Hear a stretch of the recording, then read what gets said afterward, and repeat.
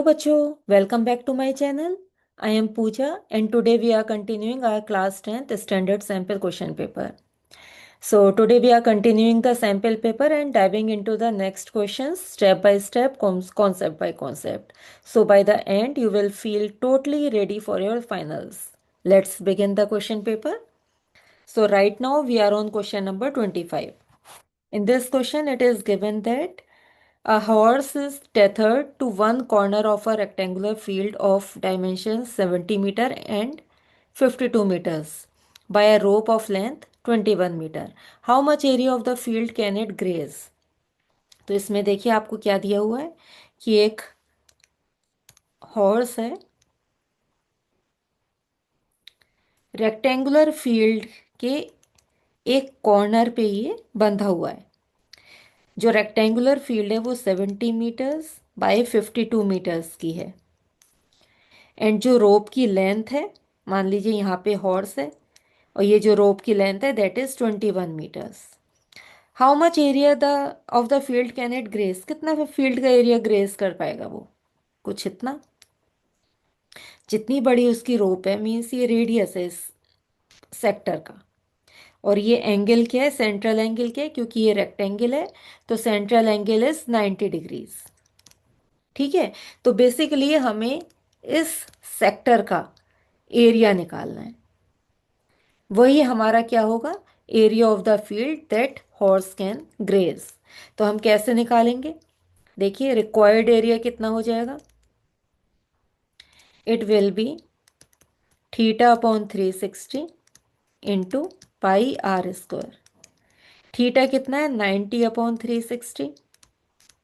पाई की value 22/7। Are is 21 into 21। ठीक है, 9 4 जा 36। 22 से 11 कट हुआ, ये 2 7 3 जा। ठीक है, तो ये हमारे पास आ जाएगा 33 इंटू 21 अपॉन 2। तो जब आप मल्टीप्लाई करेंगे इसको तो देखिए 33 इंटू 21 करते हैं तो 1 से करेंगे तो 33 आ जाएगा, 2 से करेंगे तो 66 आ जाएगा। तो ये आ जाएगा 693 पॉइंट अपॉन 2। तो 693 को आप क्या करेंगे? 2 से डिवाइड और कर दीजिए। 2 3 जा 6। 9 को लेके आइए, 4 जा 8। 3 को तो 6 जा 12। 1 आया, पॉइंट लगाएं, 10 आ जाएगा तो 2 5 जा 10। तो हमारा आंसर यहाँ पे आ गया 346.5 सेंटीमीटर स्क्वायर एरिया जो कि हॉर्स ग्रेज करेगा। ठीक है, चलिए नेक्स्ट क्वेश्चन करते हैं। क्वेश्चन नंबर 25 का ही और part.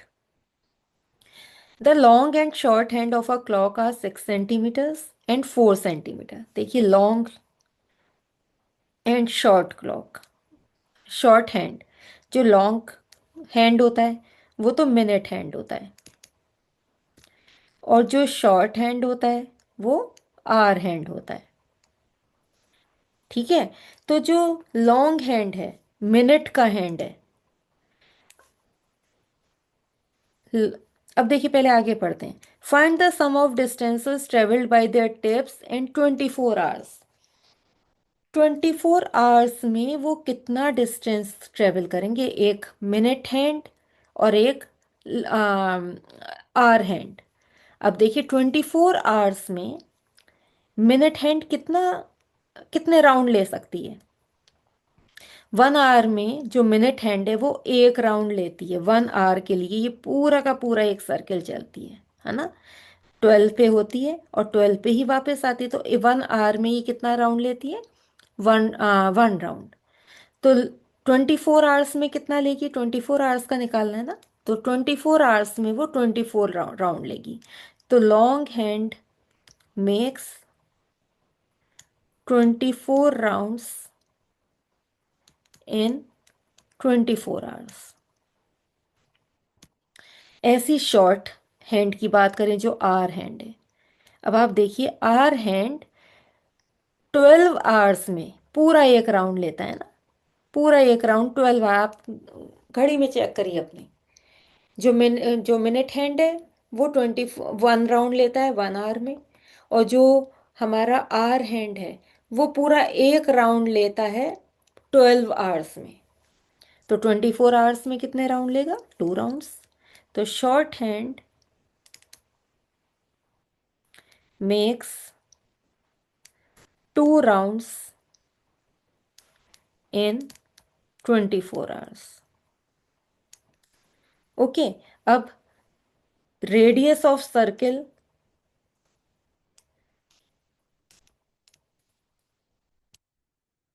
Formed by long hand कितना है? लॉन्ग हैंड जो सर्किल बना रहा है उसका जो रेडियस है वो कितना है? 6 सेंटीमीटर है। और radius of circle formed bye short hand वो कितना है? 4 सेंटीमीटर बना रहा है। ठीक है। तो अब हम डिस्टेंस ट्रेवल्ड है देखेंगे कितना डिस्टेंस ट्रेवल्ड है।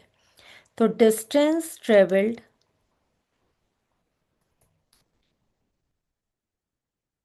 Bye long hand in 1 round. 1 round में कितना करेगा? कितना डिस्टेंस ट्रेवल करेगा? जितना सरकमफ्रेंस है सर्किल के सरकमफ्रेंस के बराबर वो चलेगा। सरकमफ्रेंस क्या होता है? 2 पाई आर मीन्स 2। पाई की जगह पाई रखते हैं एंड आर इज 6 मीन्स 12 पाई। ये तो 1 राउंड में कवर करेगा, लेकिन जो लॉन्ग हैंड है वो कितना कवर कर रहा है? 24 राउंड्स कर रहा है। तो distance travelled bye long hand in 24 rounds कितना कर रहा है? 1 राउंड में 12 पाई कर रहा है, तो 24 राउंड्स में 24 × 12 पाई मीन्स जब आप मल्टीप्लाई कर देंगे इसको तो 288 पाई आ जाएगा। सिमिलरली हमें शॉर्ट हैंड का निकालना है। तो डिस्टेंस ट्रेवल्ड बाय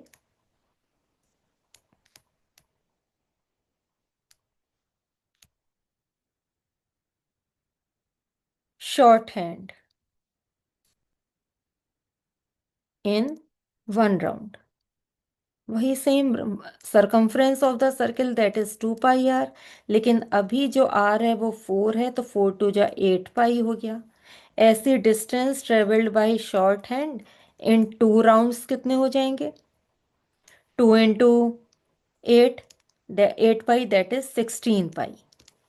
अब हमारे पास दोनों के डिस्टेंसेस तो आ गए, तो हम क्या करेंगे? सम ऑफ द डिस्टेंसेस। तो हम सम निकालेंगे। सम ऑफ द डिस्टेंसेस कितना हो जाएगा? 288 पाई प्लस 16 पाई। इन दोनों को जब आप ऐड कर देंगे तो ये आ जाएगा 304 पाई। अब पाई की जगह आप 3.14 रखें, तो जब आप मल्टीप्लाई करेंगे 304 × 3.14 को, तो आंसर आ जाएगा 954.56 सेंटीमीटर। तो ये हमारा मेन आंसर है। क्यों? क्योंकि इसमें देखिए क्या पूछा गया था क्वेश्चन में कि सम ऑफ द डिस्टेंसेस निकालिए ट्रेवल्ड बाय देयर टिप्स। कौन किसके टिप्स से? मिनट हैंड और आवर हैंड से। कितने आवर्स में? 24 आवर्स में। ठीक है। चलिए नेक्स्ट क्वेश्चन करते हैं। तो सेक्शन सी पे आ चुके हैं हम। अब इसमें है Shekhar wants to plant 45 corn plants, 81 tomato plants and 63 ginger plants. If he plants them in such a way that each row has the same number of plants and each row has only one type of plant, what is the greatest number of plants he can plant in a row? तो देखिए कितना होगा। तो greatest number निकालने के लिए हमें क्या निकालना होता है? HCF किसका? 45, 81 और 63। इन तीनों का हमें क्या निकालना है? HCF निकालना है। तो क्या लिखेंगे? The greatest number of plants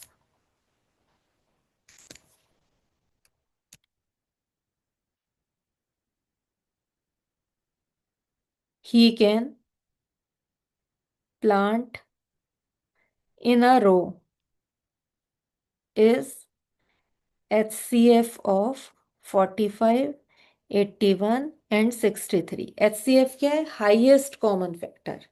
तो इन तीनों का हाईएस्ट कॉमन फैक्टर क्या होगा?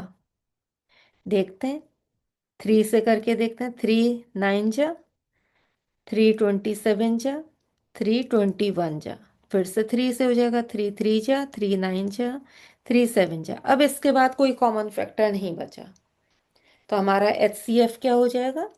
9। तो HCF हमारा कितना आ गया? HCF is 9। So 9 plants to be planted in a row. Okay, चलिए नेक्स्ट क्वेश्चन करते हैं। Question number 27th।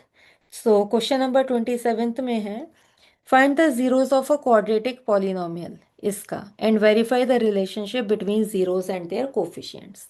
तो सबसे पहले मिडिल टर्म स्प्लिटिंग से हम इसके जीरोस निकालते हैं। तो इसके फैक्टर्स हो जाएंगे 4 एंड 2, तो -4 एंड +2 मेक्स -8। ठीक है, x कॉमन लिया तो x-4, +2 कॉमन लिया तो x-4। तो ये आ गया x+2 एंड x-4। तो जीरोस क्या आ गए?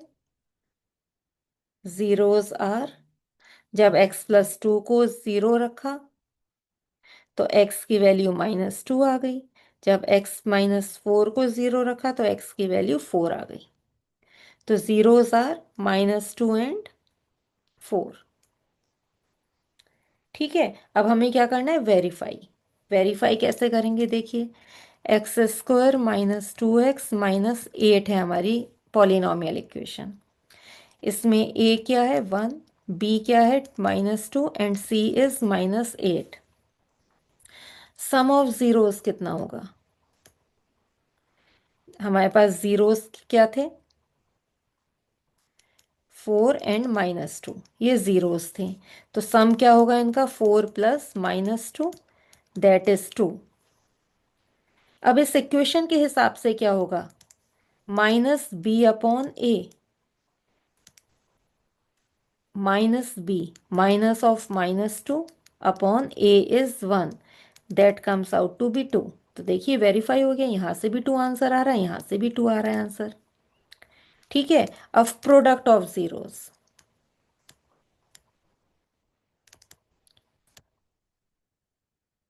कितना हो जाएगा? प्रोडक्ट क्या है? 4 × -2 दैट इज -8। या फिर हम c/a कहेंगे। c इज -8/1, a इज 1, तो ये भी -8 हो गया। Hence relation between zeros and coefficients is verified। ठीक है, तो हमने क्या किया? वेरीफाई कर चुके हैं हम रिलेशन को बिटवीन जीरोस एंड कोफिशिएंट्स को। ठीक है, चलिए नेक्स्ट क्वेश्चन करते हैं। अब आपके पास दो इक्वेशंस दे रखी हैं। Solve the pair of linear equations by elimination method and by substitution method. ठीक है, तो सबसे पहले हम एलिमिनेशन मेथड यूज करेंगे। तो देखिए, फर्स्ट इक्वेशन में हम 2 से मल्टीप्लाई कर देते हैं। तो 2x + 2y = 5, ये फर्स्ट इक्वेशन है। Second equation 2x - 3y = 4। अब दोनों इक्वेशंस को सब्ट्रैक्ट करेंगे तो जो सेकेंड इक्वेशन है उसके जो साइंस है अब वो चेंज हो जाएंगे। तो ये कट हो गया, ये आ गया 5y = 1। तो यहाँ से y की वैल्यू आ गई हमारे पास 1/5। ठीक है, ओके, कुछ गलत कर दिया हमने। यहाँ पे 5 से को हमने 2 से मल्टीप्लाई नहीं किया, 10 आएगा यहाँ, और यहाँ पे 6 आ जाएगा। ठीक है, तो यहाँ पे y की वैल्यू आई 6/5। अब हम क्या करेंगे? x की वैल्यू निकालेंगे। तो देखिए, हमारे पास फर्स्ट इक्वेशन थी x + y = 5। तो यहाँ पे y की जगह 6/5 रख दीजिए। तो यहाँ से हमारे पास x की वैल्यू आ जाती है 5 माइनस 6/5। तो x की वैल्यू आ गई, एलसीएम लेंगे हम, 5 आपका एलसीएम आ जाएगा। तो 25 माइनस 6 इज 19/5। तो हमारे पास x की वैल्यू आ गई और यहाँ पे y की वैल्यू आ गई। तो ये तो एलिमिनेशन मेथड हो गया। अब आया सब्सटीट्यूशन मेथड। तो सबसे पहले इक्वेशंस लिखते हैं। x plus y equal to 5 है and second equation is 2x minus 3y equal to 4। तो यहाँ पे x की वैल्यू निकालेंगे 5 माइनस वाई और हम सब्सटीट्यूट कर देंगे सेकेंड इक्वेशन में। ठीक है, अब मल्टीप्लाई करेंगे। 2 5 जा 10 minus 2y minus 3y equal to 4। तो 10 माइनस 5y इक्वल टू 4।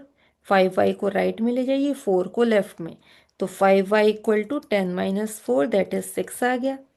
तो यहाँ से y की वैल्यू हमारे पास 6/5 आ गई और इस y को अब x की वैल्यू में रख दीजिए। तो x is equal to 5 minus 6/5। ठीक है, 5/1 आ गया। तो x की वैल्यू आ गई, इंटू 5 करेंगे, इंटू 5। तो 25 माइनस 6/5। तो x की वैल्यू आ गई हमारे पास 19/5। तो दोनों ही केसेस में हमारे पास वैल्यू सेम आई है।